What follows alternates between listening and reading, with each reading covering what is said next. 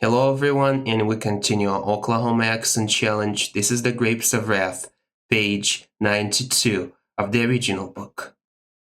Look at the light, kind, said the preacher, silvery like. Didn't John never have no family?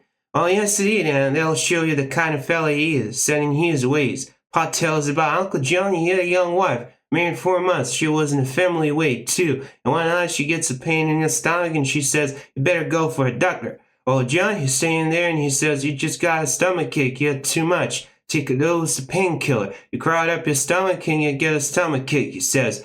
Next noon, she's out her head, and she dies at about 4 in the afternoon. What was it? Casey asked. Poison from something she ate? No, something just busting her up, a panic or something. Well, Uncle John, he's always been an easygoing fella, and he takes it hard. Takes it for a scene. For a long time, he wouldn't have nothing to say to nobody. Just walks around like he don't see nothing, and he prays some.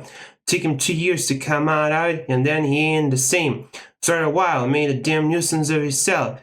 Every time one of us kids got worms or a godache, Uncle John brings the doctor out. Pa finally told him he gotta stop. Kids all the time getting a godache. He figures it's his fault. His woman died. Funny fella. He's all the time making it up to somebody, giving kids stop, dropping a second meal on somebody's porch, give away about everything he got, and still he ain't very happy. Yes, walking around alone at night sometimes. He's a good farmer, though. Keeps his land nice. Poor fella, said the preacher. Poor lonely fella. Did he go to church much when his woman died? No, he didn't. Never wanted to get close to folks. Wanted to be off alone. I never seen a kid that wasn't crazy about him. He come to our house in the night sometimes, and we know he come 'cause just as sure as he come, there'd be a pack of gum in the bed right beside every one of us. We thought he was Jesus Christ Almighty. The preacher walked along, head down. He didn't answer, and the light of the coming morning made his forehead seem to shine. His hands swinging beside him, flicking into the light and out again.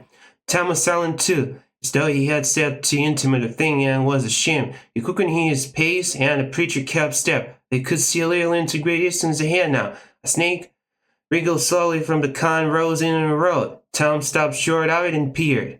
Go for a snake, he said. Let him go. They walked around the snake and went on their way. A little color came into the distant sky, and almost immediately the lonely dawn light crept over the land. Green appeared on the corn plants, and the earth was gray-brown. The faces of the men lost their grayish shine. Joe's face seemed to darken with the growing light. This is the good time, Joe said softly. When I was a kid, I used to get up and walk around by myself when it was like this.